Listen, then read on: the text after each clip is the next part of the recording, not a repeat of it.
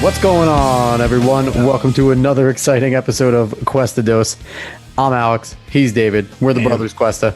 It has been a really long time, Dave. We really suck at podcasting. Happens. So, fun story before. So, we just tried to record 2 seconds before this, and it's been so long that we haven't used Zoom in a while. And now when you go to record in Zoom, there's a woman's voice when you click record that says, "This meeting is now being recorded." And it is really creepy, Dave. Our reaction, I wish I saved our reaction video. I'm not going to. You really should have. I deleted it quickly. It needed to die in a fire. But we weren't ready for it. Now we are. And now we're back. Dave, lots of things have been going on, Dave. What you're in a room that no one's ever seen before? I'm in an underground bunker hiding out. I'm ready. I don't think that's a thing. That's not a thing. But no, what's been new in your life? Tell the people. I moved to Virginia. I am by myself in an apartment, and I am having a wonderful time. I have been going and taking MMA classes. I've been kicked a bunch. I've learned. But it's been good. It's been a good time. Do you want to give out your address? No. Why would I do that? Because why not, Dave? You said you're alone, so there might be some non-fans. I'm alone. I'm not lonely. There's a difference. Are you sure? Do you need to use this session as a therapy session? No. I don't need. I don't need. That's unfortunate. So on my end, not much has changed. I'm still working. I'm still living in the same place. Hey, but you put the little Manchester Maris things behind you. I did do that. Yeah, those are there. Those are new. Cuesta Dos has not seen those. I think Sports Opinions has seen those. Cuesta Dos has not seen those. But yeah, no, that's new. Dave, have you started watching any of the Marvel shows that I have told you to start watching on Disney Plus? Why do you suck? Loki's fantastic. Nope. I'm not good at watching shows. It's fun. The first topic we're going to talk about is something that you're going to have to stay up on. I'm going to watch this. 100% going to watch this. Oh, man. But before we get to that, Dave, I had to talk about something I'm terrified about. Why does Robert Pattinson's Batman actually look pretty good? It scares me because DC sucks right now. The trailer doesn't look bad. It's weird because in the beginning of the trailer with the tape being pulled and the person with their face off, it made me think of Hush. Yeah, a little bit. But it looks like they're going for a gritty Batman again. Which, I mean, that's kind of the only way you can do Batman now, I guess. It's fine with me. If it works out, it works out. I'm probably going to see it because I enjoy Batman. And I think this way that they're doing Riddler could be interesting. So we'll see how it goes. I mean, it's interesting because they could definitely take a page from Christopher Nolan in terms of the derangement, because the Riddler is a deranged character. It's a different type of derangement than Joker, but he is definitely a deranged, disturbed genius character. So, Enigma is a really cool character, and it's going to be fun to see how they portray him. I think Jim Carrey did a great job back in the day, even though 90s was definitely more cartoonish and he fit that. But he was very good at a guy. You definitely saw he was in his head the whole time, and that's technically what the Riddler is. He's just in his head. Yeah. I mean, my thing is if the problem is with movies is usually you're going to have one condensed storyline. If you really want to see how a lot of these enemies of Batman can be really fleshed out as characters, just play, if you like video games, play the Arkham series for Batman. Yeah. They do really well on all the Batman villains. Now, I'm just curious if DC is ever going to catch up to Marvel and having any sort of continuum and being any sort of good. Even though Marvel has two separate universes, they seem to juggle them really well, where DC is just kind of like, you see what Marvel just did? Let's try and do it with no backstory. Ready, break. But Dave, we're going to move on to a medium that me and you both enjoy that seems to do continuums and stories significantly better than any American ever. In some ways. I mean, it depends on what you're looking for. But the main anime we're going to talk about right now is actually not even out yet. The trailer dropped and got me very hype. It's I might have mentioned this on Cuesta Dos before, but it's Chainsaw Man. It's actually one of my favorite manga I've ever read. Part 1 is done. Part 2 is coming out soon. But they dropped a trailer for the anime, and it looks beautiful. It's made by the same company that same production animation team that made Jujutsu Kaisen. Yep. And I believe the last season of Attack on Titan. And it looks gorgeous. And the sound design sounds incredible. And the story is not for everyone. It's a very dark, depressing, gritty story. But it's about a kid that has to inherit this huge debt from his father. There's demons, there's devils in this world, and he uses a small chainsaw devil in order to get money, and that's how everything starts off. And he just think of this kid almost as if Tarzan, hadn't even gone to grade school. Like, he's literally just a shell of a kid. So this whole kind of story is basically a learning process for him. Yeah. You have been asking me, begging me, yelling at me to telling you to read it. Yeah. And I haven't, and it's kind of a protest. Now it's sitting there in my app. Like, I have it. Like, I think I have the whole thing downloaded, and I'm ready to read it, but I just kind of can't because you're asking me so much. It's kind of that protest. Spite runs in the family. Really? Yeah. So it definitely sounds interesting. It kind of reminds me, and I know the mangaka, who's the writer of it, has said this guy has given him inspiration. The creator of Berserk, rest in peace, Miura. He said that he's gotten a lot of his inspiration in terms of the design of a lot of the characters, like the way he writes. He specifically said that if he was told to draw hell, and he didn't exactly already have specific visions of what hell would look like, it would probably come out exactly how Miura did in Berserk, how he would draw it. Yeah. And that's the whole thing. Like, you could see the influence he's had, not only on Chainsaw Man, but on so many different anime. Yeah.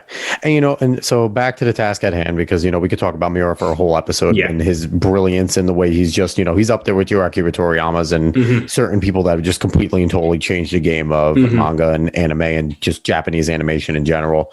But you showed me this trailer. I knew nothing about Chainsaw Man, basically. You've told me a little bit of synopsis. You begged me to read it, but I've been a stubborn bastard. It is from MAPPA, the studio that created is MAPPA, and Jujutsu Kaisen, last season of Attack on Titan, which is, you're completely correct about that. And it's this style of animation, along with the Demon Slayer style, the updated Dragon Ball Super style in their movies, where it's still your anime style, but it's a lot cleaner. It's a lot more colorful. It's more fluid. It's kind of, it has its beauty like Studio Ghibli has. Like, it has that type of fluidity that Studio Ghibli's always been known for. But now just take, if you're a Studio Ghibli fan and their stories and how it's like, Spirited Away and things like that, just take that fluidity and add it into an action scene and speed it up. And that's what you're getting from them. And it's just, I can't imagine the time that it takes to do each frame, because just the colors, just the details. I'm going to tell you right now, I don't know how much those animators are being paid, but it's still probably not enough. Because at least what they did with Jujutsu Kaisen and what it looks like they're going to be able to do with Chainsaw Man. Yeah. It's going to be very good. And I mean, I know I've told you this before off recording, but if they can make Chainsaw Man look good and do really well in the anime production side, I'm telling you right now, it's going to be huge. And excuse me, sorry, wrong pipe. It definitely looks like it's going to be anime of the year. Like, there are certain things you can see just by trailers, and if you know the manga, you know that if done correctly, and it's going to follow up with Demon Slayer, which shattered the box office for any animated film, especially, and it followed up from Dragon Ball Super Broly, which had that record not too long ago, only a few years ago. Jujutsu Kaisen was anime of the year, well deserved. And now Chainsaw Man looks like it's going to get it. This string, usually with these anime of the year, you get like a good fling, like kind of Sword Art Online was great, and then it kind of peters out. These ones look like they're going to have some longevity. Jujutsu Kaisen's on hiatus, but people are in love with it. Demon Slayer has skyrocketed as everybody's favorite anime. And Chainsaw Man looks like it might be giving Demon Slayer a run for its money. So if you're an anime fan, you got to be excited about the time we're living in, because especially, Dave, I don't know if you've been looking at Bleacher Report, all of the anime references. I don't like it. It's been so much fun. I don't like anime going mainstream. Oh, I don't like it. You can't not have it go mainstream. So many athletes grew up in the generation of Dragon Ball and Toonami. I don't like it. When things go mainstream, they usually get worse. I don't like it. Using Giannis the colossal titan. The colossal titan rising up with the Hawks. I know. I understand. I saw that. It was so good. And then even with Steph and LeBron in the opening round when they made him Vegeta versus Goku in this, they were standing there on the rocks. Like, it's fun because our generation gets those references, and it kind of forces it upon all the jocks that I was friends with, even though I was a nerdy anime fan because I was actually an athlete. I was like, oh, anime's stupid. Now they're kind of looking at it going, oh, I guess I know Dragon Ball. No, shut up. You don't. Anyway, but you start gatekeeping. But so that's a lot to be excited for.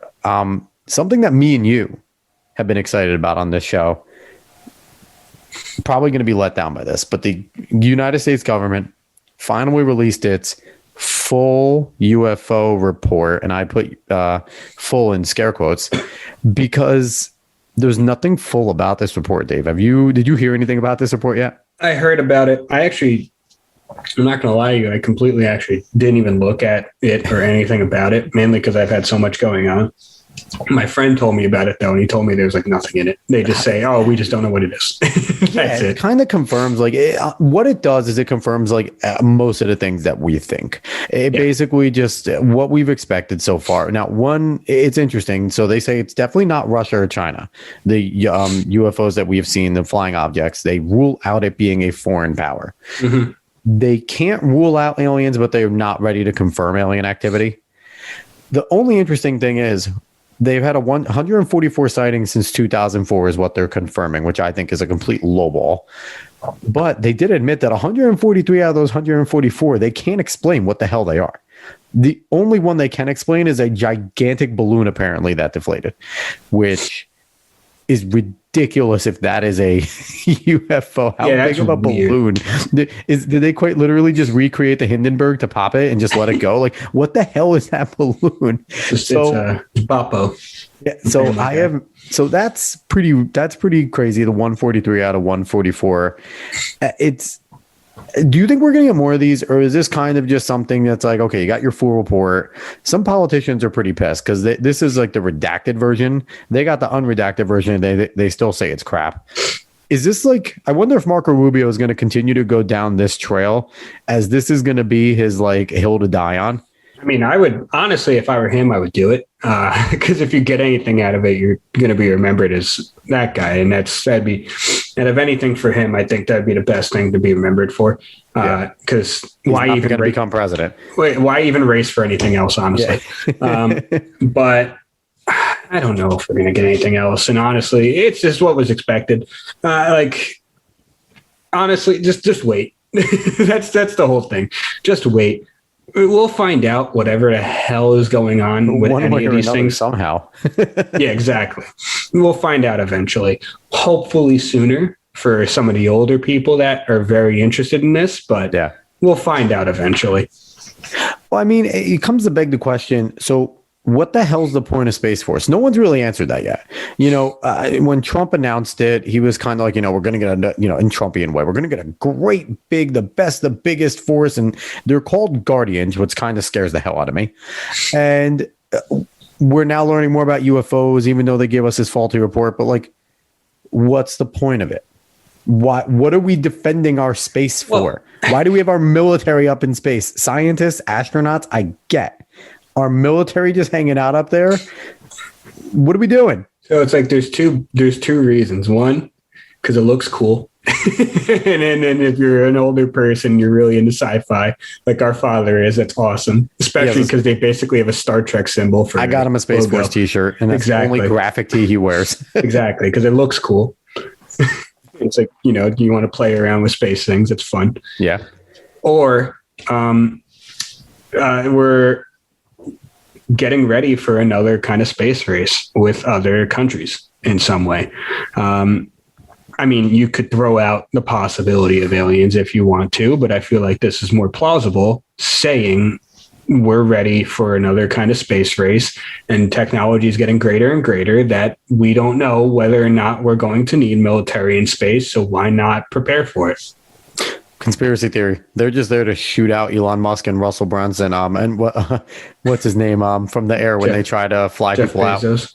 Jeff Bezos keeps losing. So that man, apparently he's going up there himself. Yeah, well, I mean, he has enough money, but every time he tries to get a government contract, they're like, yeah, you're giving us a lot of money. We're not giving it to you, Tesla. We're not going here. We're going to SpaceX. And he's like, what the hell? Jeff Bezos, give it to me. They don't want to. They're saying no, sir. No, they don't. They're being mean to him, even though he has a lot of money. But anyway, so all right, space aliens, fun. Speaking of going up into the sky, good transition, right? Not bad. So the New York Jets put out an off-season documentary. They had cameras in the building speaking. They were speaking and having interviews with Joe Douglas among other scouts and directors of scouting and a bunch of people that are involved in the off-season, have a huge impact in the off-season. Also including Robert Saleh, but it started before we even got him. Yep. And they released this 4-part documentary of the offseason called Flight 2021. If you are a Jets fan, I highly recommend watching it.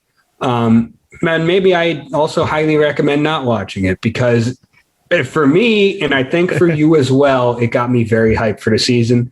It felt good to be a Jets fan in some way because it seemed like we have a competent front office in almost every way, honestly. Like you can hear the way Joe Douglas speaks about players. You can hear the way the scouts speak about players. You can hear the way Saleh wants to incorporate a culture, and same thing with Douglas. And it just feels like everything's right and everything's clicking in some kind of way.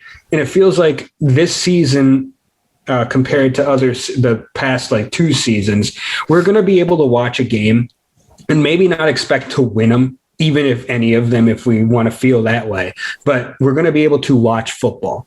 The past 2 seasons, it feels like we really haven't been watching the Jets play football at all. No. They've just been going out there and playing whatever the hell they were doing. I mean, first off, I want an all gas, no break shirt. That one that Joe Douglas was wearing in the logo. Yeah, AGNB. Yeah. I saw that on the door and I was like, oh my God. I saw it on the door, and Joe Douglas has it as a T-shirt where it's just the Jets logo, and I'm like, I want that. Number one. Yeah. So Joe, if you're listening, please send it over. I'll give you my address if you get in touch with me. But no, I am hype, and it's scary, Dave, and I don't want to be this excited about the season. Exactly. I don't want to because we're relying on a rookie quarterback. We're relying heavily on a rookie wide receiver in Elijah Moore. We're relying heavily on a rookie running back in Michael Carter. We're relying heavily on a rookie left guard and a second-year left tackle. There are too many young guys that have to play huge roles this year in order for things to go right. I agree with you. It looks like we're ready to see some competent football. You heard Matt LaFleur talking. You heard, other guys you don't necessarily hear from. And Rex Hogan, the assistant, general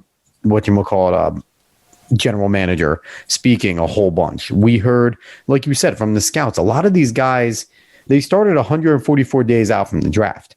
So it like you said, it was good because we've seen, and me and you especially, from Rex Ryan and certain things, the Jets circus. And whenever anything goes wrong, it could be a minor thing, Jets circus. And Manish Mehta was a lot of that. He was a lot of that in creating that, and he's gone now, so that might help. But overall, that's what you hear. And it looks like that this unit, this group of guys that work in the front office, it's all business. There is no circusness. There is no, there's definitely egos because they're competing like anyone else. They are competing. But from what we were seeing in it, you heard a lot of, we argue, we fight about things, but that's what we want. If we have one big agreement and a bunch of yes men, we're not going to do anything right. And I loved hearing that from Coach Saleh, and watching the Bald Boys go to work have been fantastic in that thing. And it was nice to not hear from any players. That was a cool part about it. Yeah. You didn't hear a single thing from Zach Wilson. You didn't hear anything from any of the defensive leaders, or, all you saw was some of the signed guys, Carl Lawson, when he signed and things, but it wasn't an interview. It was just candid stuff. You heard interviews from the guys making the decisions. I don't know why Christopher Johnson was included anymore. Woody's back. Christopher Johnson, he said not do anything anymore. He did do good with getting Joe Douglas. He did terrible in telling Joe Douglas, you can't hire your guy. I'm getting Adam Gase. Yes. So Christopher Johnson, you just need to go away. Joe was after Adam. You got to remember that. Was Joe after Adam? Yes, it was McCagnon. They held on to McCagnon. Yes. McCagnon made awful decisions. Then Gase comes in. Actually, I think it was Gase that got McCagnon out and got us Joe Douglas. So if there's one thing to thank Adam Gase for, it's Joe Douglas. And cocaine eyes. Adam Gase did give us cocaine eyes. Constantly. It wasn't even just one time. The guy was either on coke or Prozac constantly. It was insane. But no, it was so much fun to watch and I enjoyed it. So Dave, with that, what's your expectations for this year? Now, remember, we have a 17-game season. We care so much about player safety. We're playing 17 games this year. But what are your expectations for the Jets? And then for the overall season, kind of branch it out to the NFL in general. Bucks trying to defend the championship with Tom Brady sending out cryptic messages. What do you got? I think overall for the Jets, I might actually say 6 to 7 wins. I'm going to be very tempered with this one, especially since it's a young team and we have no idea exactly what's going to be sent out there. I like the roster improvements. I actually really like this roster and the things that we could do with this roster because it could actually surprise a lot of people, including us. But I'm going to be very tempered with it. I'm going to say 6 to 7 wins. But most of the games that we're going to play, we're going to be in, at least in some kind of fashion. Like we're going to be fighting for the win of every single game. Overall in the NFL, I think a 17-game season is actually going to trip up people at first. I think even if you're going to feel prepared for it, you're not going to be prepared for it. It's actually a big change, especially with how you're going to handle personnel in some games, especially later in the season. Yep. Overall, though, I think we're going to see some of the big powers from last year still as big powers. I think the only ones that are really going to give the Chiefs a lot of trouble and be a real big nuisance to them, at least during the regular season, is going to be the Chargers. I think the Chargers are actually going to be a pretty damn good team, especially with the way Justin Herbert looked last year. Yep. And especially being in the division with the Chiefs are just not going to want to play them. Like that's just not fun to do, but are you excited to see what Joe Burrow is in Cincinnati when he comes back healthy and seeing what Baker can do, improving like that division right now? Sorry, Colton, that division the North is wide open and scary. 100%. The North is 100% scary, especially if Big Ben. I mean, age is going to get him at one point. Like he still looked good last year, but it didn't look like prime Big Ben in any way, and we all know that. Yep. But the AFC North is going to be a little spooky. That's going to be weird. I think the Bengals not getting more offensive line protection for Joe Burrow is still going to hurt Joe Burrow unless they're playing a really quick game where they get that ball out of his hands as quickly as possible. But where are you putting Buffalo right now? Buffalo was a heavy favorite in AFC altogether. Yeah, where are you putting them in the AFC? Are they going to finish right behind the Chiefs? Or they could get the first seed depending on how things shake out. But I think they're at least top 3 seeds. Honestly, they're that good of a team, and unless we see big improvements from the Jets, and the number one thing for the Dolphins in AFC East is Tua, they're going to be that guy. Yep. And if he is, then the Bills might split the season games with the Dolphins. Yep. And that's the only thing. Will they split with us or will they just sweep us? Right now, they're going to sweep us unless we see something from the Jets that make us think it's going to split us. The Patriots, it's a Bill Belichick coach team, but how much can he do with that team? We don't know. Where does Mac Jones fit in? He's really pushing Cam, it looks like. So where does he fit in?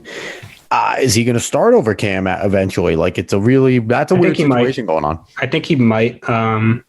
Depends on how Mac really looks to Belichick, because we got to remember, I mean, it's still Cam Newton, even though he doesn't look like Cam Newton. Yep. So he still gives you options of what to do on the field. Definitely. But if Mac Jones looks like the guy that they're going to use in the future, then they'll definitely replace Cam with him, especially if it's in a game where they're getting blown out or then they need some whatever to get some kind of juice flowing. And if you're getting blown out, there's a lot less pressure on you to actually perform. Yeah. So you can put Mac Jones in there and say, go feel what NFL game speed is. You know what's going to happen, Dave. It's going to be a sloggy game, and Shut up. Rutherford. It's not going to happen. Mac Jones is not Tom Brady. They're going to be 20-3, and Cam's going to be struggling. Jets are going to be up, and the birth of Jones is going to happen because the Jets are great at bringing in young quarterbacks and turning them into beasts. Not with this defense.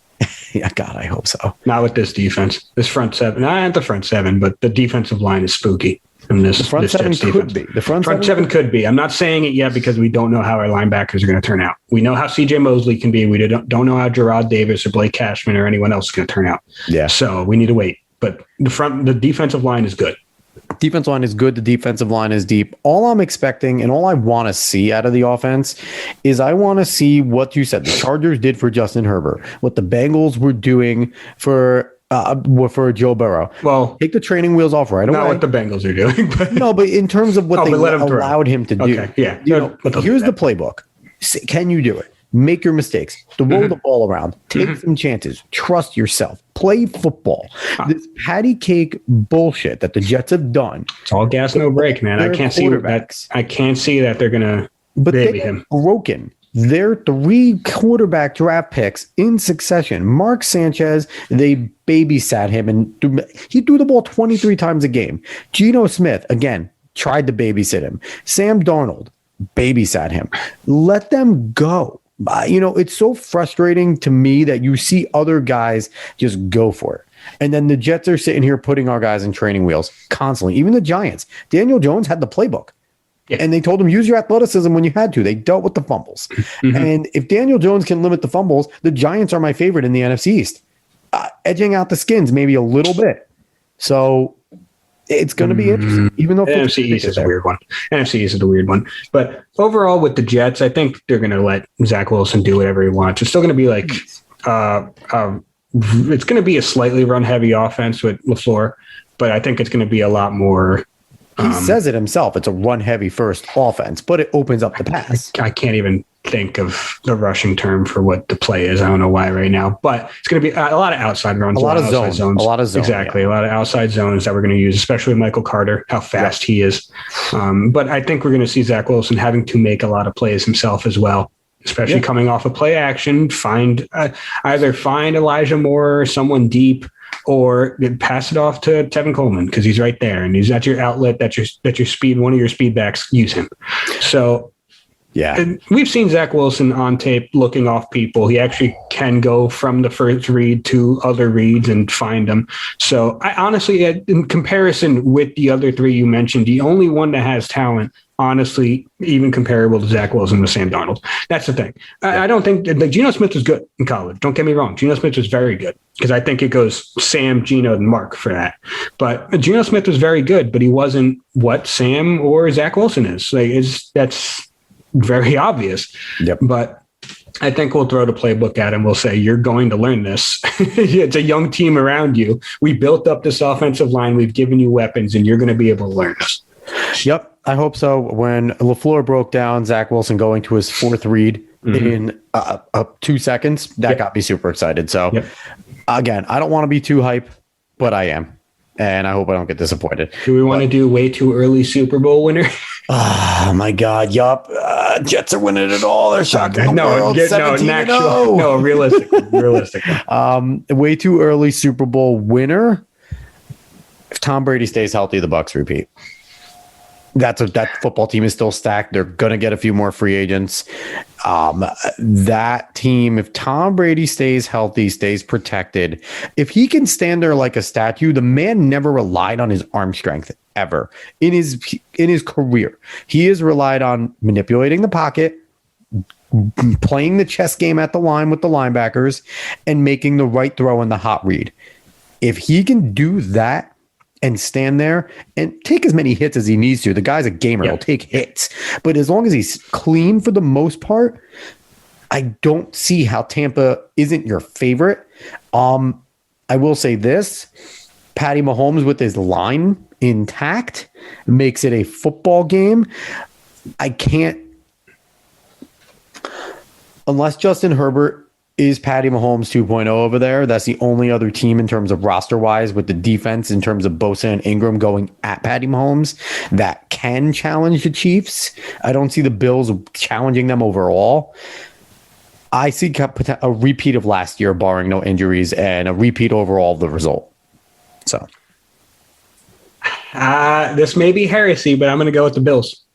I'm going to go with the Bills. They're that damn good of a team. Unless last year was an absolute fluke for Josh Allen, I think they have the absolute potential to be Super Bowl winners. And I think that could happen this damn year, even with the Chiefs upgrading that line.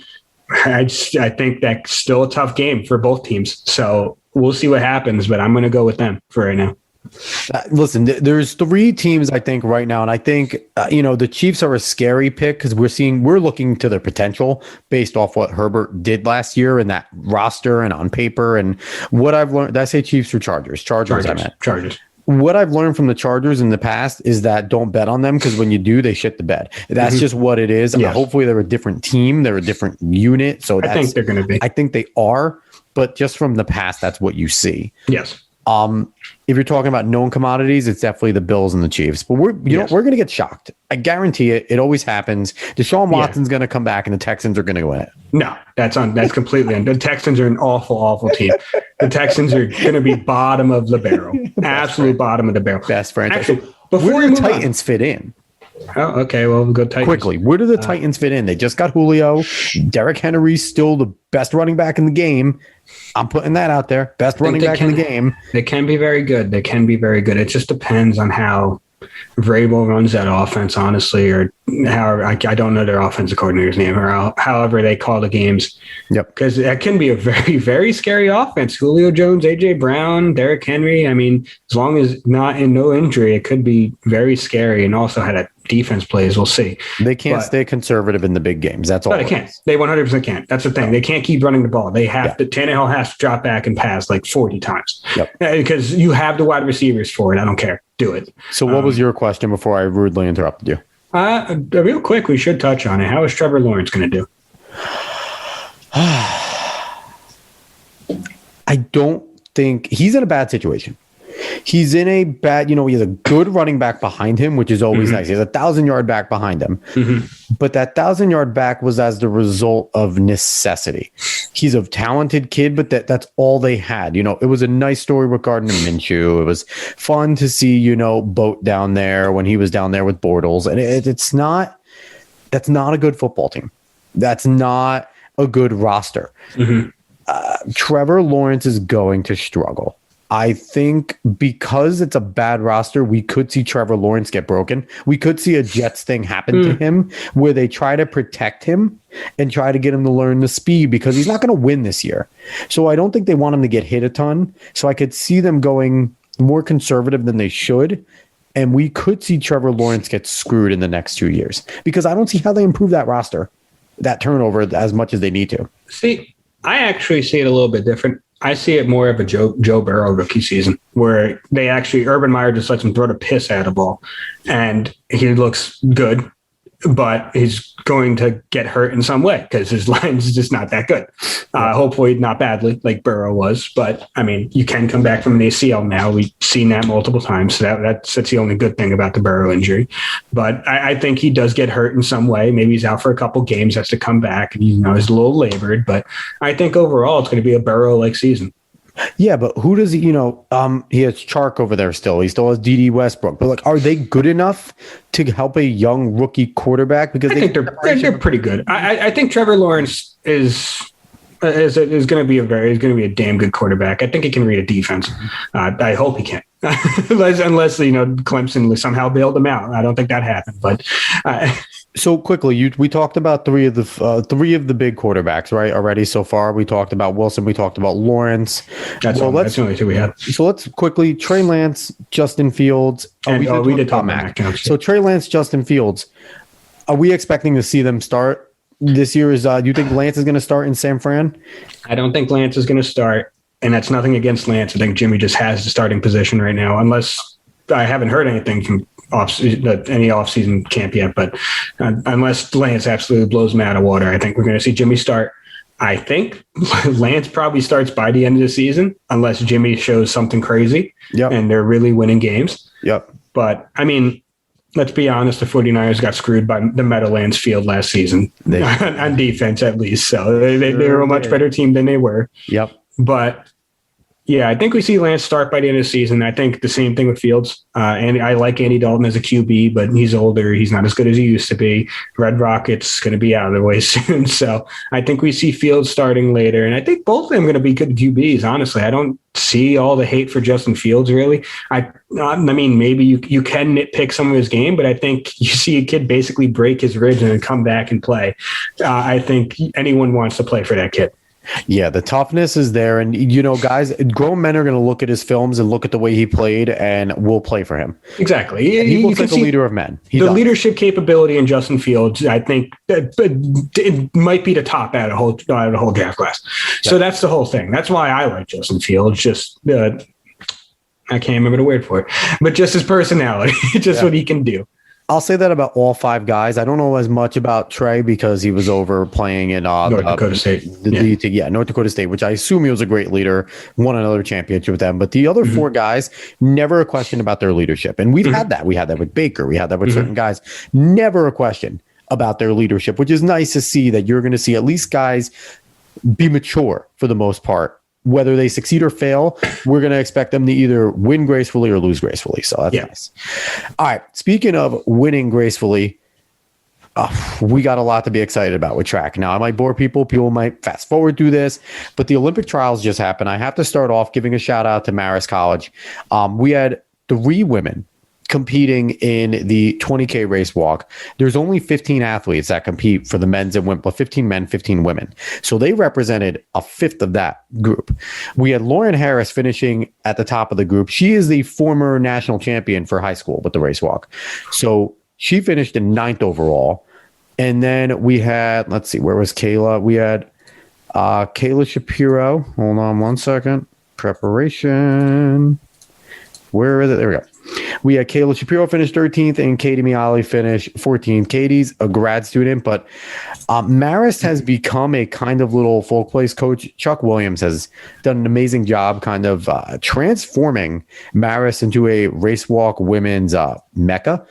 And we're going to be getting a lot more collegiate girls coming out of high school or transferring to do this type of thing. And it's nice to see Marist being represented at the Olympic trials. So really excited about that to watch. I stayed up and I watched it. So it was fun. Well, not stayed up. I streamed it and made my 2 girls watch it while I was streaming it. And they were bored out of their minds. Instead of wanting to watch bubble guppies, they watched people walking fast. But the rest of the trials overall, Dave, we got a lot to be excited about. The women's side is ridiculously stacked. We're going to start off. We got to start off with the highlight completely. Sydney McLaughlin. Dave, I think even you heard about this. She ran a sub 52 400 meter hurdles. Let me tell you, everyone, that is insane. She just set the world record and the national record, obviously. Dave, it was unbelievable to see. She just ran like a 52.8 not too long ago. And I think I said she was going to break the record on Facebook. And here she is shattering it. Her performance was unbelievable. She's the shoe-in and right now to win it all. Just going down the line, we have so many like meet records coming in for the 1500 for the women. Emma Coburn in the 3K steeplechase. It was just so much fun. Gabby Thomas in the 200 with the world lead. Dave, we have a lot to be excited about as Americans on the women's side and the men's side coming in, because the 400 meter hurdles on the men, Rye Benjamin ran a world leading time of 46.83. People can't run 46 in the open 400. Yeah. Like that is pretty ridiculous. So Dave, you are not as big of a track guy as me. Obviously, I did it. I ran it. But when you see or hear certain results like this, you've been around me long enough. A bunch of our buddies do track, ran track. How do you feel when you hear these certain things? Does it get you a little excited to watch the Olympics and like pay attention to the track events a little more? I mean, I don't pay attention to track events going on normally all year until the 4 years later when the Olympics happen. But like I do always usually try to pay attention. during the Olympics, 2 track and field events and everything going on. So it is a lot of fun to just watch it happen. I did run a little bit. I wasn't very good, but I understand the process of it, and I understand how hard it can be. Yep. So, and hearing these times are wild. Honestly, it makes me think. I'm going to ask you this because it makes me think about this question. So, you break a world record, but obviously it's not the Olympics. It's for the trials to get in. If you do not win the gold, how does that lessen that accomplishment for you personally? Let's say if that were to happen to you, obviously, it's hard to imagine that feeling. But if that were to happen to you and you didn't win gold, even if you took home silver, does that lessen the accomplishment of breaking the world record for you? So I'll give 2 examples of 2 guys that actually has happened to.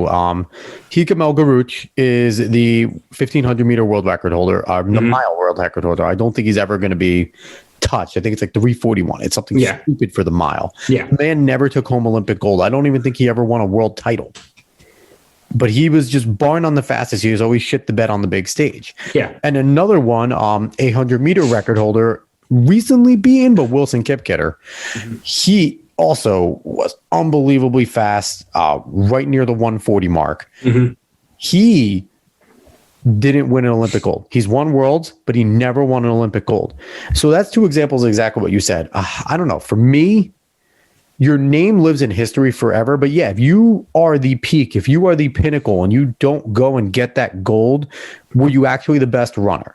That's the thing for me. It's like you got the world record, but it's the Olympic gold that everyone's chasing for. And so that's why that question was pertinent to me. I'll tell you this, Sydney McLaughlin, I think she's 20 or 21. No, I'm not saying she's not going to win. I'm just saying, if she didn't, how would she feel? That's got to be awful. Oh, it's got to be. But Sydney's going to get multiple golds in the Olympics. I think. I would assume so. She's definitely going to get 4x4 golds because she's going to be on that 4x4 team because she also runs like a 50-point or sub 50 400. She could have easily made the team in the 400, which is ridiculous to think of her range. But she's the class. And not to knock in there, Dahlia Muhammad was also the most recent national record holder and world champion who finished second. So right now they have the world number 1 and 2 women on the American side. It's ridiculous, but we're used to this with American sprints. We've had Allison Felix. We've had guys like Justin Gatlin. Speaking of guys like that, Noah Lyles in the 200, I got to talk about this group. Noah Lyles ended up taking it. He was expected. He has the 4th fastest time in history, 1950. He won with the trials, 1974.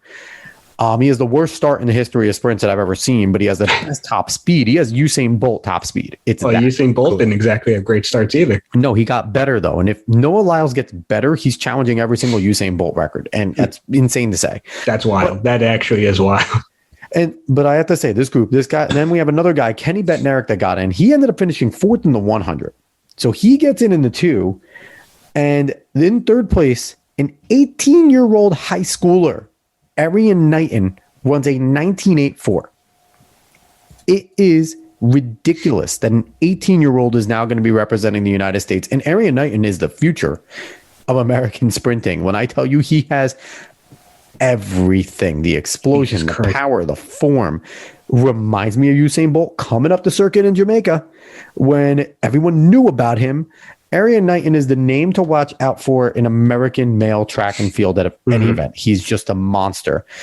So we have a lot to be excited for. A lot. Matt Centrowitz, Olympic gold medalist in the last Olympics, made the team again, took 2nd in the 15, looked really comfortable. Obviously wanted to win, but he has the ability to win the Olympics again. So he's coming back as the defending champion. In the 800, we have Clayton Murphy coming in. The world champion, Donovan Brazier, ended up finishing last. Wow. In the finals. Donovan Brazier had a terrible race, was right in it, buckled up in the last 150. Clayton Murphy looked really good, ran a 143. That's the world lead, 143.17. Second place was 143, USC. Isaiah Jewett, he came in, won a national championship 10 days before this race, and ended up taking second. He took the whole race out wire to wire and got beat in the last 100 meters. So he's a guy to look for. Runs a lot like a Dwayne Solomon of past. And then Bryce Hoppel in the end, Adidas, 144.14. We have some fast guys coming in. Some fast guys. They're going to need to run better in 143 probably to win. Going to need some personal best. But, man, bizarre to see Donovan Brazier, American world record holder and world champion, lose the way he did. He buckled up. He tightened up. God knows what happened. It's the second Olympic trials that he did this. So it's exactly what you're talking about, Dave. He's a world champion. He's an American record holder. Has not made it to the Olympics. Hasn't even made it. So what do we make of Donovan Brazier? Like, what do we make of that? I mean, it's not even like, I'm not even asking for like our perception of the athlete themselves. I'm just asking for the athlete themselves. What do they think? Like, gotta be disappointment, supreme disappointment, especially in the fact that in football, you know, unless you throw the interception or drop the pass, you can look at other aspects of the game and say, this happened. That guy did this. That guy did this. I did my job in track, in wrestling, in swimming, in you know, you're doing MMA. It is you and you alone win or lose. It's very rare. Like, okay, maybe on the track, a trip up can happen. That's out of your control. That's very rare. It's not a thing that happens all the time. So yeah, I don't know. It's mental toughness is definitely a part of these individual sports. And, you know, Donovan Brazier got there and he'll come back. He'll come back tough. He's not old. Believe Donovan maybe is 24, 25. So he's definitely got another shot at the Olympics coming up in, I don't know what they're going to do, probably 3 years now because they pushed it back a year. So worlds are going to be right on top of each other now. So very interesting, Dave. I just want to get people hype, and I have to give a shout out to Simone Biles. Simone Biles, once again, dominated the Olympic trials in the women. Even falling on her balance beam routine, ran away with the competition. The sky is blue today. It's like, I'm putting this out there. Simone Biles in this Olympics could become the greatest Olympian of all time. She can surpass Michael Phelps. She can surpass these people in all, not just Americans, Olympians. And if that happens, she's already in the GOAT conversation of athletes ever. If that happens, she is with your Gretzkys, your Michaels, your Serena Williams, your LeBrons, and she's there and arguably better. We can have that argument there because she doesn't do it stretched out. She'll win her golds in succession in a 10-day, 7-day stretch. Yeah, no, she's ridiculous. Extremely difficult to do. So shout out to Simone Biles. That whole team is pretty stacked. There's some young talent there too. So exciting stuff. Team USA looks like they're about to kick everybody's ass in the Olympics again. And that's all I want to see. Go Team USA. Exactly. So we're going to move on to something that's contained in the UFC in USA as a promotion. We're going to move on to UFC. I mean, it's not just USA, obviously. You look at the champions list. There's only one person from the USA that's a champion. Yes, sir. So, I mean, honestly, I love it. Seeing all the competition is amazing. And it's only going to get bigger. But a lot of stuff happened in the UFC since we last spoke. I don't even remember what we last spoke about. I can't. You don't even think. Don't even try. Honestly, Dustin Connor. Yeah, and honestly, happen. That probably didn't happen. It didn't happen yet. Connor got knocked out. If you guys didn't know, but first time he's ever been finished by knockout. But I think it was right after Izzy lost. That was our last. Izzy lost to Jan, and that was our last show before that might have been took a hiatus. Yeah. Wow, it's a while ago. So it was still in Jersey. Oh my goodness. But and Izzy has gone on to beat Vittori. So there we go. Yeah, and that happened recently. So a bunch of things happened in the UFC. A couple belts changed hands. Francis Ngannou got the heavyweight belt. We'll talk a little bit more about that. But he knocked out Stipe Miocic. And honestly, it was a terrifying knockout. But what Ngannou knockout isn't. But we'll see if Stipe can come back. He's a great fighter, so he probably will in some way. Yep. But great job by Ngannou. His takedown defense was incredible in that fight. Well, there's only one takedown by Stipe, but Stipe understood that it wasn't going to be easy like last time. So Ngannou obviously improved in multiple ways. Great job by him. He's not a true champion yet, because a true champion, you have to defend your belt once, but he fought his way there. He's very good. He looks like he's ready to be a true champion. 100%. Exactly. But you just said Izzy defended his belt. That was recently. Rose Namajunas beat Zhang Wei Li in incredible fashion with a high kick knockout. With a high kick that knocked her out, basically, right? He didn't know where she was. She thought she was still able to fight. She was pissed that the fight got called. She didn't. But that was a good call. You can't out. Exactly. She was actually out on her back. She was out, coming down. I think she regained consciousness in some way because she started to try and defend, but Rose hit her a few times, and then she started to defend. She was out. Rose hit her a few times to finish it. She couldn't defend herself. Obviously, it was a good stoppage. Yep. But Rose, now a champion yet again. And a very good job by her. Yep. Other belt that changed hands, which honestly was an incredible fight that I think we went over. Davison Figueiredo versus Brandon Moreno. We went over the first one, right? We went over the first one. We did go over the first recent one though. Not the most recent one. We went over the first one. That was an incredible fight. So this was the rematch because that was a draw. Yeah. So this was a rematch, and honestly, I was rooting for Brandon the whole time. But I didn't think he could win. The man did it. The man looked incredible. I don't know if you saw that fight, but Brandon Moreno was on the top of his game. Like it wasn't even like, oh, he didn't deserve the win the way he did. No, he dominated. He was no doubt better in the striking game and no doubt better in the grappling game. Yep. And he won by rear naked choke. It was an incredible night to watch him win that fight. It's one of the more likable fights that I can remember because Figueiredo talks his, but he's a likable guy. Brandon Moreno was an all-around worker and a really likable guy. And the best meme from that was that Legos are the best base for MMA because Brandon Moreno is a very big Lego guy. Like he loves Legos. Incredible. And Figueiredo, with being a class act, picked up Brandon Moreno to celebrate the championship with him. Yes. Which is, if people harken back when Figueiredo won his title, he picked up the former champion in celebration. So, Figueiredo talks, but he's a class act. And it wasn't former. I think him and Benavidez fought for a vacant one. I can't remember that. I thought Benavidez had it. No, it was vacant. No, it was vacant. Yeah. Regardless, Figueiredo will talk. He will talk his junk. He will hype himself up. But then in the end, he's a class individual. Yes. He is a class individual. 100%. The fight's all done. 100%. So that was an awesome fight. That was in the same night as Izzy and Vettori. Yep. I could comment on that fight, but I'd comment more on Vettori. I think he can be a very good fighter. I think he got in his own head for that fight, honestly. And he tried too many things that weren't going to work.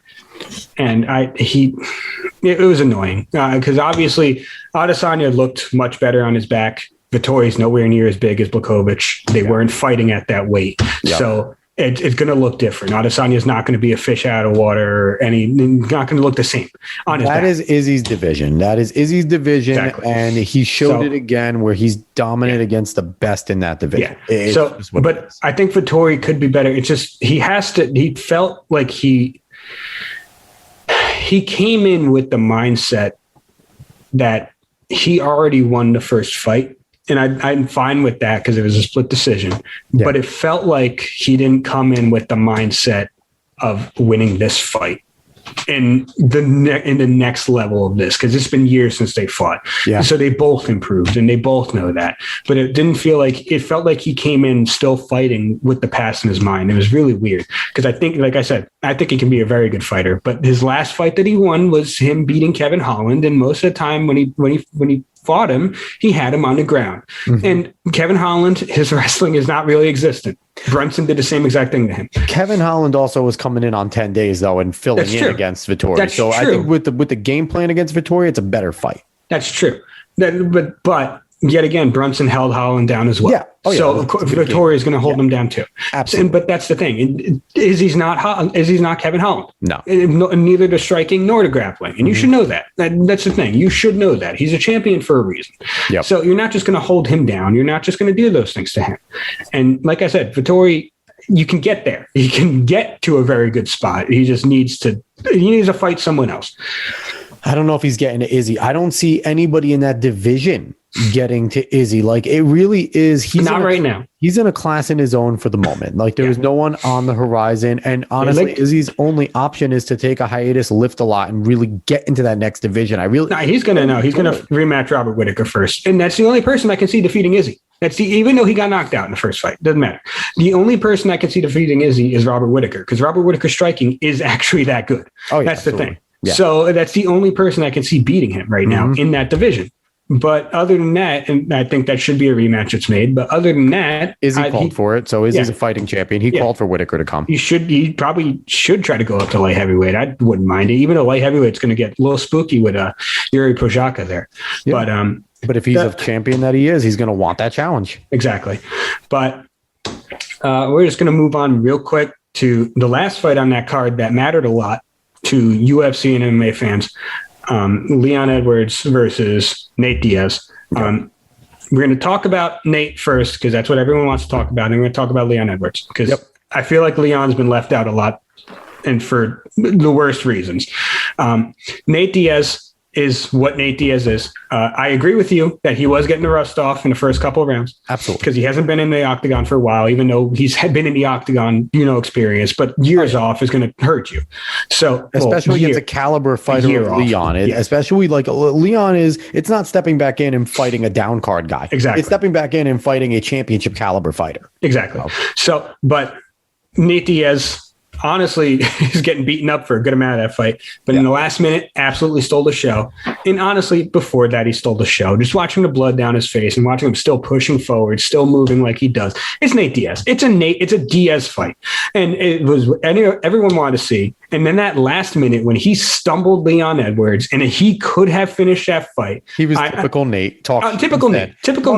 But let's be honest, though. Let's be honest. Would he have finished that fight if he ran instead of pointing the finger? We don't know. Because Leon wasn't like down. He was stumbling, but he wasn't in defensive mode. Yeah, we have no idea. Mode. Yeah. So it's not like Nate didn't want to finish the fight, but Nate is also an entertainer. We can see that. And we Nate's know a smart fighter. Both Diaz brothers are smart fighters. They feel the pulse of fights. And throughout that whole fight, even though Leon controlled it, Nate was getting in his shots. And the thing with Leon is Leon's not a guy that's going to get knocked out. He's not going to really knock out Leon Edwards. So and Nate was getting hits. It wasn't like timing his counters. He was eating a lot. He was timing his counters, and Leon knew that. Leon knew that he needed to be careful. Yeah, and that's the thing about Nate Diaz is that you have to be careful around him. And I think Nate showed he's still Nate, stole the hearts of everyone in that fight. It was incredible. Honestly, I was in the theater going crazy in that last minute. It's hilarious because Nate Diaz has spent his career as the villain and comes back the hero. 100%. 100%. Honestly, incredible. But I want to move on to Leon real quick because I feel like Leon isn't getting some of the congratulations he deserves. Yes, he didn't get the finish, but he didn't get the finish in Nate Diaz. Nate Diaz is not a guy you just go out there and finish. Yeah. Leon put on a striking clinic. Let's be honest. Nate got his shots in, but Leon was able to control distance, was able to hit almost anything he wanted against a guy who's pretty damn good on his feet. Yeah. And if you watch the wrestling of Leon, the wrestling of Leon was very good. He was able to get the advantage over Nate in a lot of those positions. And so, Nate's not a bad defensive wrestler. Nate's a very good defensive wrestler. Very good guy on the ground. And Nate has incredible jiu-jitsu. And he has a lot of strength. Exactly. So the thing is, if you're willing to go on to the ground with Nate Diaz, in the first place, you have to know that you got to be good enough to not get strangled and not lose the fight. So Leon Edwards should be getting all the damn props in the world. I understand Nate's unranked. I understand Nate's coming back, but it's still Nate damn Diaz. And just the way he was able to pick him apart for a damn good amount of that fight is very, very accomplished. And let's be honest, in the first part of the Bilal Muhammad fight, before the eye poke happened, he was beating the ever-loving hell out of Bilal Muhammad. Oh my God. And Bilal Muhammad's a damn good fighter. But in the beginning of that fight, he got everything he wanted. He had got a high kick on him that almost put him out for a second. So like Leon Edwards, maybe not a title shot right now, but he's damn close to it.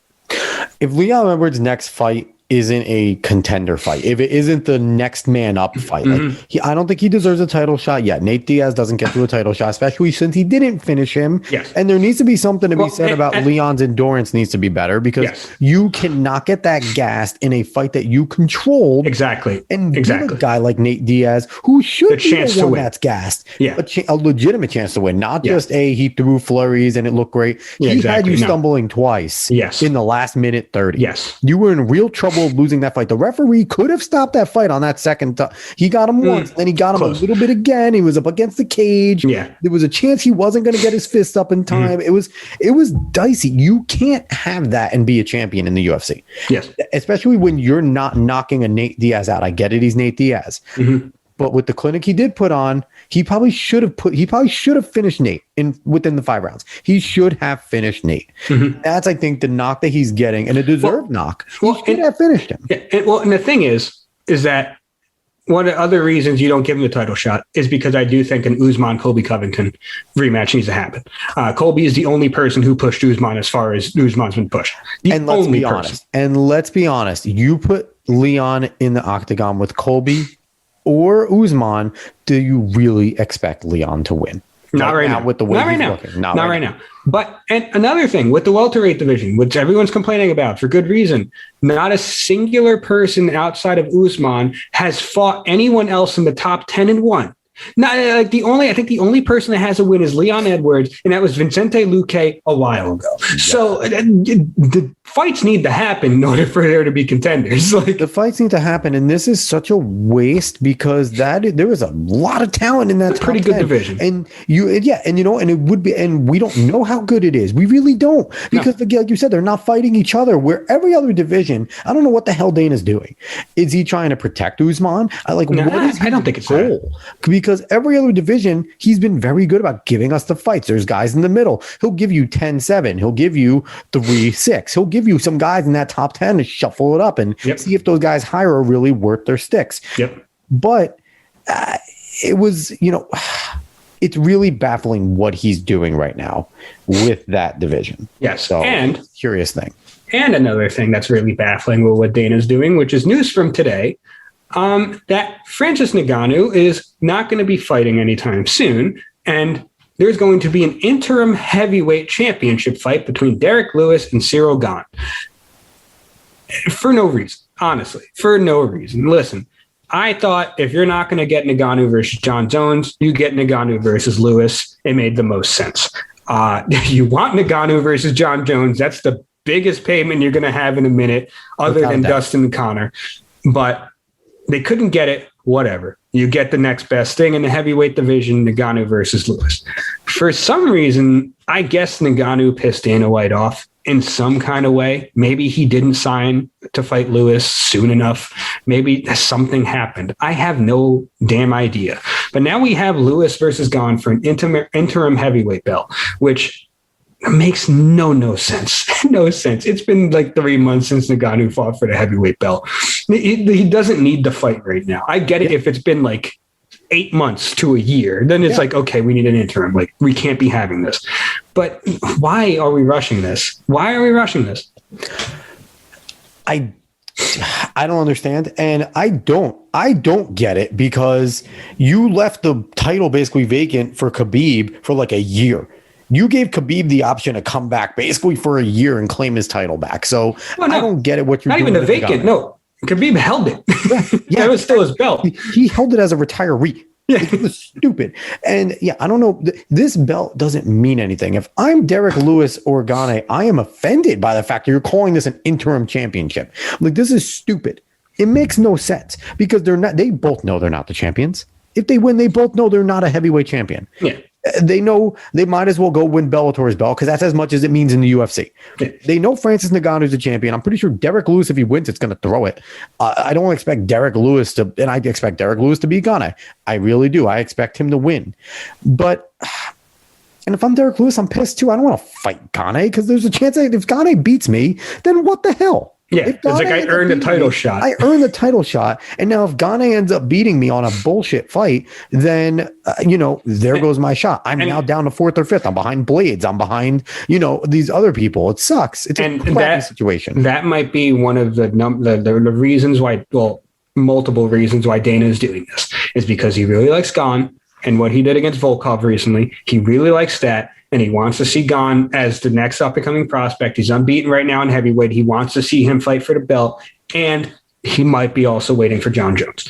That might also be what Dana's doing. I don't know if that's what he's doing, but I just don't see any other reason to make this fight. And I don't think it's a good reason, but I don't see any other reason to make it. Yeah, no, again, Lewis versus Khan is exciting in a fight in its own. It's a great matchup. And it would be exciting if Ngannou hadn't fought for 8 months to a year, then it's exciting as an interim belt. But for 3 months, it's not exciting. It makes no sense. And it annoys me because it kind of cheapens Ngannou's championship. Now he just ended up beating the biggest legend in heavyweight history. One of them, yeah, with the championship. Yeah.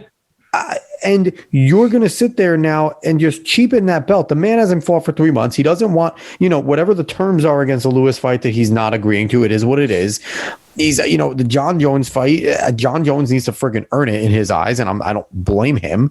And so, but he's 3 months away from his fight. Like, guys take much longer. Guys will fight once a year, and you're going to sit there and take this away from him? Yeah, and honestly, to me, I think Francis Ngannou really could be a big moneymaker for the UFC. He can't cut a promo. He can't cut a promo like others can. No. But just the excitement of watching a Francis Ngannou fight, the fact that he can knock someone out at any moment. I mean, it is heavyweights. That could happen. But Ngannou's knockouts are usually some of the scariest things you'll ever see on a night. Yep. So the fact that he could do that, his whole story of coming to America and doing everything in his life is incredible. Mm-hmm. Like, just the what you could squeeze out of him for the UFC could be very, very good. And the promotion of Ngannou Lewis too, of the knockout artists, and both of them promising to actually punch each other this time. Like, yes, it would be like, you can get a lot of, and Derek Lewis said, and Derek Lewis just needs to cut more promos, cut a bunch of promos about never kicking in the legs. So it's gonna be great. Yeah. And again, if Lewis does win and he fights Ngannou and it's a great fight, this is going to be moot because it is what it is. Lewis isn't going to care about that interim championship. We know that. Ngannou suffers first loss, and it would be a big story. It creates some drama. Don't get me wrong. And especially if Ngannou wins, it creates a lot of drama because then Lewis is going to say, kick rocks. I'm fighting Francis. I don't care what just happened. Well, he can't. He can't. That'd be the thing. It's so stupid. It's really weird. It's dumb. I don't like it. Just one quick shout out before we move on to the last topic to Marlon Vera for winning this fight against Davey Grant. He looked very good in rounds 2 and 3. He didn't look great in round 1. He looked a little slow, but it looked fine. In rounds 2 and 3, he was dominant. I really enjoyed that. I hope he can get a fight up the top 15 ladder to really show what he can do, because I think he was better than what he looked like for Jose Aldo fight, especially because, I mean, what it was he just couldn't get off of Aldo's triangle on his back. Like, that was it. So I think we could see a lot better from Marlon Vera, especially in a stacked bantamweight division. Like, God damn, that division's ridiculous right now. I mean, Marlon Vera needed the win and he got it. And I think, it seems like Dana likes Marlon because he does give him shots, especially over the last few times. He's given him some good matchups.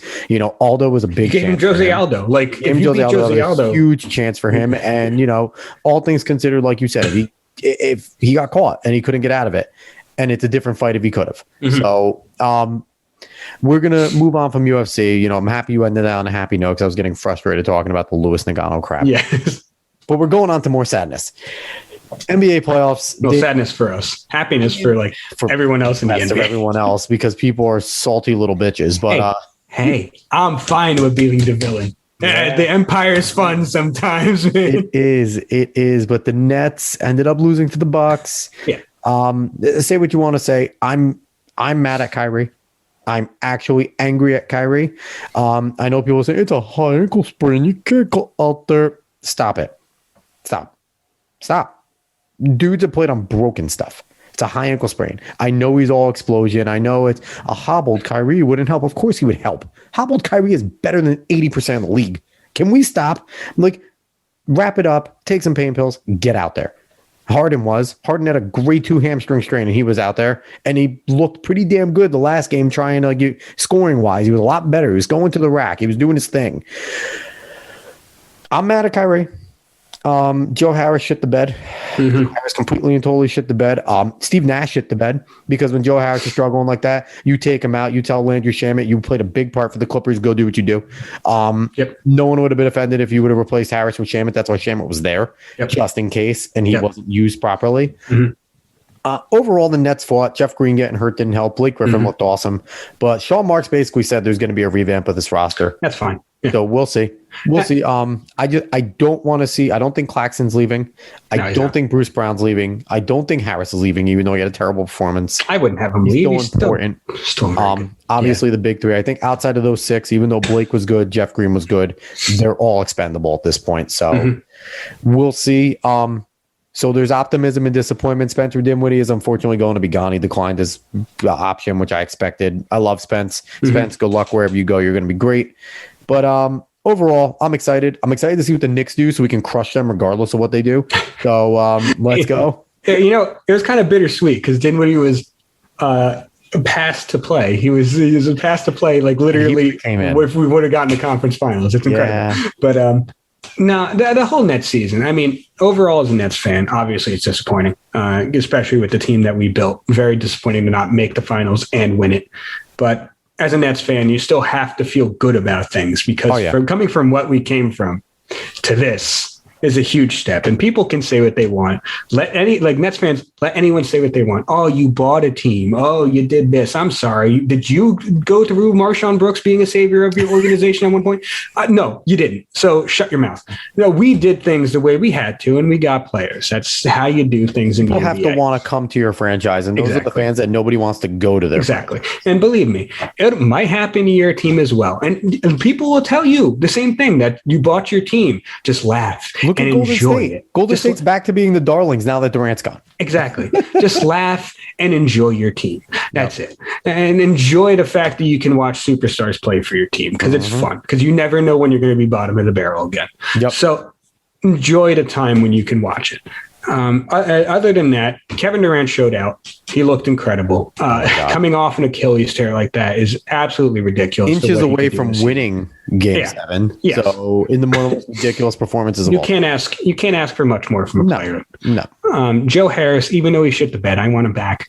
He's still the best 3-point shooter in the NBA.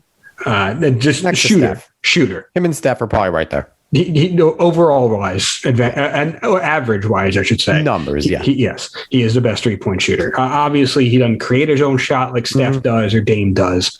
But if it's an open three, catch and shoot, Joe Harris is the number one guy you want statistically. Yep. Obviously, playoff wise right now, but hey, we've seen it happen to other players before too. He'll bounce back. At least I believe so. And the thing about Kyrie. I'm not happy about it either, honestly. I do agree that high ankle sprain obviously doesn't feel good. Obviously, you don't really want to play on it, but you are one of the 3 big stars on this team, even if you're out there just as a body. Because as Kyrie Irving, even if you're not as explosive, people are still going to guard you, dude. Like, you're still going to demand attention in some way. So, and he's going to figure out ways to score. He's so creative. Yeah. He's such a good player. He would figure out ways to score hobbled. That's what he does. Like I just want him to play because he is one of the focal points of the team. Yes. Everyone can say what they want about him being a third option. I don't care. He is one of the focal points of the team. He can go off at any night, even slightly, and even injured like that. At least to me, he can. That's how good I think he is. Yeah. But you just want to see him play Game 7. It is Game 7. I don't need to see him play Game 6. I want to see him play Game 7. Overall, though, I just want him to ball out next season, really. But Steve Nash, honestly, I think might be the most culpable agent of what happened. And it's his first year as a head coach. This was going to happen. I don't think he was brought on as a play drawing head coach. I'm not going to lie to you, even though it is Steve Nash and he knows the game other than anyone else. But he definitely let Durant do what he wants. But he's a player coach. Call a single play. You could He's a player coach. That's what he is. Yeah. But, I mean, you look over to the Suns right now. You look at the play Monty Williams drew up, the Valley-oop, what it's being called now. That's a fantastic play they drew up. Yep. That's incredible. There's a reason why the Suns are doing so well. And, yes, you could say Chris Paul. Yes, you can say DeAndre Ayton upping his game so much in the postseason. You can say multiple things about the Suns team that's been incredible. But Monty Williams is one of the main reasons to why they're doing so well. He does so much for that team. Yep. So, I mean, you can say the same things about Nate McMillan for the Hawks as well. Absolutely. But I think we'll see everything improve next season for the Nets, which is scary. I think should be scary to the rest of the league if everything improves like I think it could. So, I mean, obviously, very unhappy ending for the Nets. Very happy ending for the rest of the NBA. Enjoy the time off. Enjoy the time off. Scary Hours is just another year away, my guy. Scary Hours will be back. So what did you, I want your opinion on the quick spat between Scotty and KD that happened the day after the Nets lost. I think it was a day or two, where Scotty basically said that this is why KD's never going to be better than LeBron, which is a stupid comment. LeBron would have found a way to win. He wouldn't have taken all those shots. He would have made his other teammates Did the better. Miami Heat win their first year against the Dallas Mavericks, who had Dirk? I mean, they had a good team. Don't get me wrong. Jason Kidd was very good. The Bucks are a championship contender. I wasn't going to say what's Nowitzki, all those teams. Sean Murray, Nowitzki. They had Jason Terry. Jason Terry was an amazing three-point shooter at the time. They had a bunch of people on there that were very good. Sean Murray was awesome. Butler was a great shooter. Exactly. They had a damn good team. Yes. But let's be honest, it was the big three versus Dirk Nowitzki. That's what that finals was, and they lost. Yep. So I mean, obviously they got to the finals. We didn't. You could say. How did you feel about Scotty's, but KD's retort to him, where he's like, "Is this the same Scottie Pippen who didn't get the play called for him and sat on the sideline when the better shooter got it called?" Like, I love the retort. I love KD. Yeah, exactly. I think Barstool put it best. The day KD's burner was found, it was the greatest thing ever. So we could watch him say what he wants to say in his main account. I love it. I love it. You could say whatever you want about KD, but he's a funny individual, and he's a goddamn great basketball player. No matter what you want to say about his legacy and what he did, he can do whatever he wants on the basketball court. So like it's that ridiculous for him. And people, and let's not forget what he did against the Bucks. His defense, playing basically alone against Giannis, Middleton, Brook Lopez, who had a great series for the Bucks, hit a lot of clutch threes, playing well in the conference semis as well. I do root for Brook now. I'm back rooting for Brook. His defense, playing big, getting down, grabbing rebounds, a lot of blocks. We talked about his offensive performance, but God, KD did everything for the Brooklyn Nets because Harden wasn't there to assist. Kyrie wasn't there to get the next clutch bucket when they would need to know. And that's one of the reasons why we lost Game 7, because what was the play coming down? KD gets the ball. He either somehow gets open and is able to pass it, or he's going to shoot over someone. And the Bucks knew it. They knew exactly what was going to happen.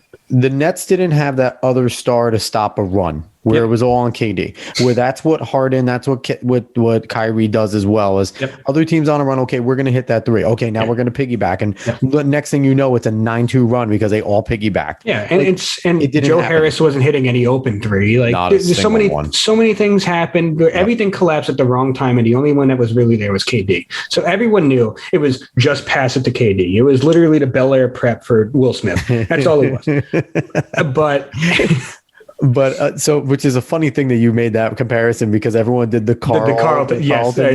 Exactly. So it's fine. So let's talk about the conference semis though, because let's get out of our past. The Bucks are up 2-1 against the Hawks. Suns are up 3-1 against the Clippers. Mike Breen had the greatest comment ever where Kawhi's going crazy and Kawhi's just sitting there stoic because Mike Breen does not give a shit because he's done after the next game. So right now, what are your impressions? You talked about the Suns. They're playing incredibly. I think Paul George is having the best playoff performance of his career outside of his times in Indiana, where he had a great performance to get that one win versus the Suns. And he has been playing really tough. He's been doing everything. He's been guarding Booker very well, even though Booker's getting his. He's the main guy on him. We can't guard Ayton, and the Clippers don't have an answer for DeAndre Ayton right now. And Zubac's not playing tonight, even though they're up right now at halftime. But I mean, the playoff pandemic P no more, even though I don't think he really deserved that nickname. Yeah, he wasn't good in the bubble, but Jason Tatum said it best. There are some frauds in the bubble. So I don't want to discount the full bubble because I don't want to say the Lakers didn't win a championship. They did, but it's still the bubble. It was a different time in the NBA. Oh, yeah. So it was a weird time. It's like it didn't happen. Exactly. We know what Paul George is, and he's showing us that. Even though now they're without Kawhi, I think the Suns are going to finish it tonight. Maybe the Clips make it 3-2, but I think the Suns should finish it tonight. They're a terrifying team. It's going to be wild. there's a part of me that actually wants Chris Paul to win this championship because I think he deserves a ring for everything he's done for so many teams in the NBA, honestly. Exactly.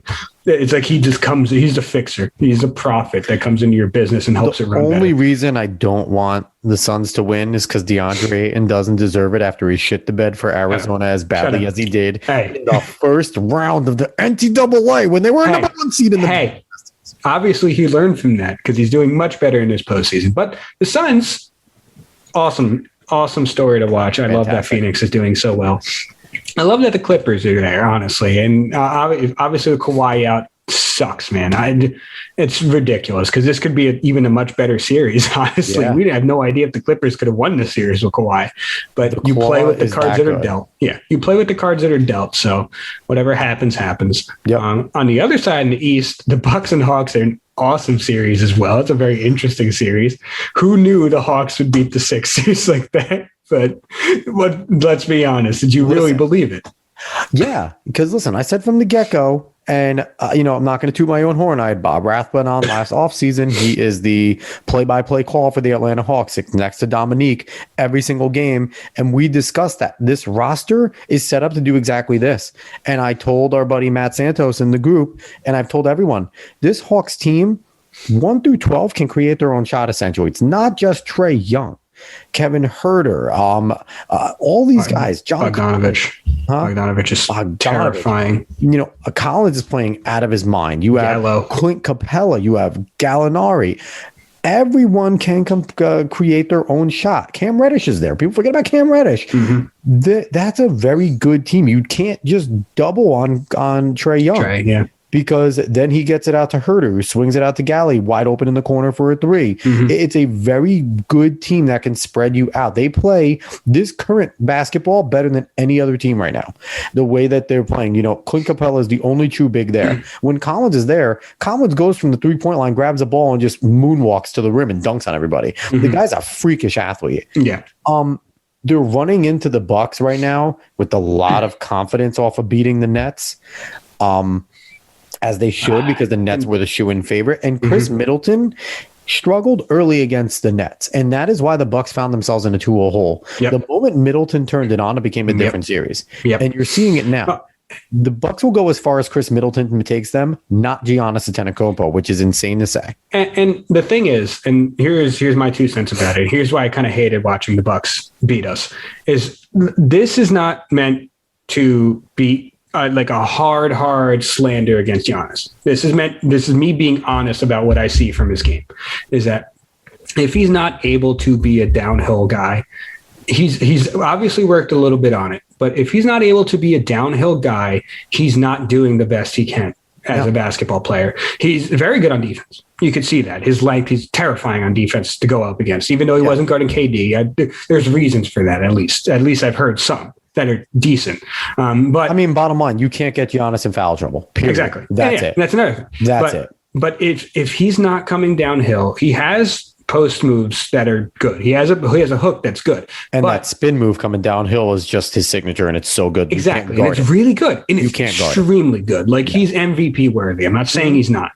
But he's worked on extending his range, but he's not there yet. He doesn't have the types of things that really put daggers in teams. Because let's be honest, a dunk for the most part is not a dagger on a team. That turnaround jumper that's a mid range, or that three, are daggers to teams. Those are the things that finish games because defenses usually don't allow dunks. But Giannis is willing. That's the difference in what Giannis is learning, and I'm going to bring Ben Simmons into this. I knew you were, and here's the thing: it is a knock on Ben, but Ben, this is what you can do. Yes. No one, I think Ben's scared. I think Joel Embiid is scared the shit out of Ben over there. I really do. I think if Ben takes an outside shot and doesn't at least get close, Giannis punches him in the face for every outside shot he misses at halftime. I don't know about that. Joel, I don't know about that. I don't know. I think he wants him to see him shoot it. He's scared. He's scared to shoot. Where Giannis. He's not. Giannis will do it. But if you leave him open, he'll do it. And he doesn't care about airballing. But the difference is, too, I think you have a guy like Brook Lopez there who couldn't shoot from 12 feet when he first came into the NBA. Yes. And now he's one of the best three-point shooting big men in the game. Yep. So you have a guy like that who extended his range, learned from Kenny Atkinson, and is probably bringing that there to Giannis Antetokounmpo. They're both 7-footers, essentially. And he can teach him how to take that shot. Yes. So it's really good. You have Mike Budenholzer, who is where Kenny Atkinson came from. So that is the tree. So that is the everybody shoots threes on my team type of tree. Yes. And so I'm glad you brought that up, because that's the thing. That is why Giannis is MVP worthy. That is why Giannis is one of the top players in the game, because he's not scared of that moment. He's not scared of taking that jump shot. That's not his forte. That's not what he does. He doesn't drop 35 on you 40 from doing that. He does it by playing very, very good basketball, but he doesn't do that. But that's also why you see it being on Chris Middleton to take them that far, because that's Chris Middleton's game. And they play very well together. Giannis is still the core of that team. He's the franchise player of that team, but Chris is the not even really the closer, but Chris is the extender. That's what he is. When it comes to the fourth quarter, under 6 minutes in a close game, the Batman and Robin switch. It's Batman for that time for Giannis, is Batman for the whole game until that end.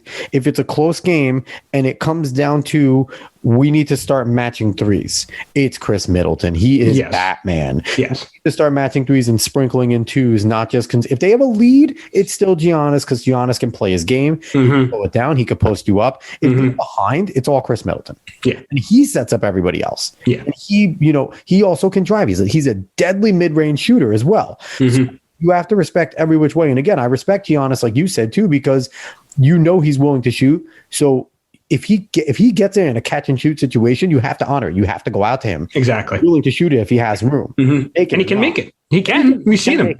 He's not he's perfect, but he's going to make it if he can. Exactly. So, Dave, we're going a little long. We got to move on here as much as we can talk. We'll bring this back up next episode. We will do another episode in like 6 years. But quickly, who wins each series? What's your championship? Who wins it? Suns and Bucks, I think.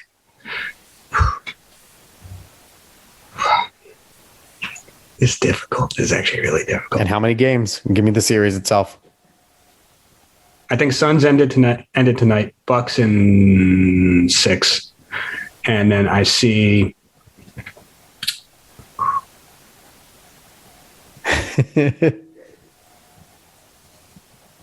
oh my God, this is such a dig, because I'm thinking of so many reasons why either one can win or lose right now. I'm gonna say Bucks in 6 finals. So I agree with you. Suns and Bucks, as much as I want the Legend of Ice trade to continue, I think it's just going to be too much. I think the Hawks push it to 7 games. I really do. I see a 7-game series. I see the Bucks stumbling a little bit. I don't, but I agree with you. I see the Bucks winning the championship solely because I want Brook Lopez to get a championship. The man deserves a championship, and I see the Bucks becoming the first ever championship team to win 3 7-game series back to back. I think they go Game 7 next 2 series as well, and they get pushed and they win, and Giannis gets a monkey off his back. Chris Middleton gets a chip and leaves, and I don't think Chris Middleton stays if they get a chip. I really don't, because I think he's going to go and pull a Harden and say, and try to be the number one. I think I can be the number one. I'm talented enough, and I want Brook Lopez to get that chip. So I think we're seeing 7-game series against the Hawks, 7-game series against the Suns.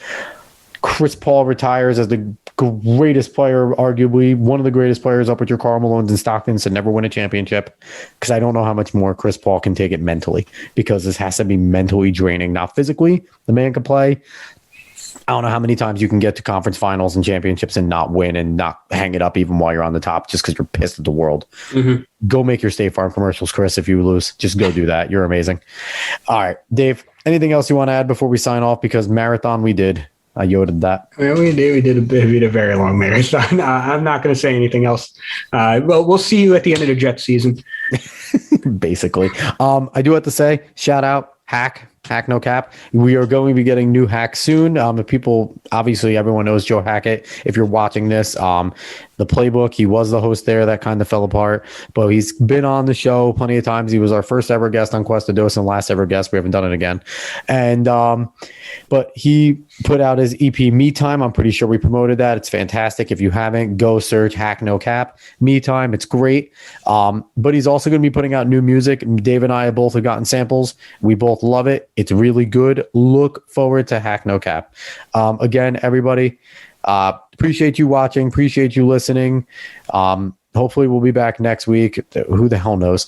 But I should be good next week. Who knows? Who knows when we're coming back? But hopefully we entertain you while we're here. So go follow the Twitter that I never use or never update or never say anything on. But just go follow it, damn it. Give us a subscribe on YouTube. Give us a follow. Opinions Podcast Network. All the other great shows right now. Everybody, thank you so much for watching. Thank you so much for listening. Have a good one all.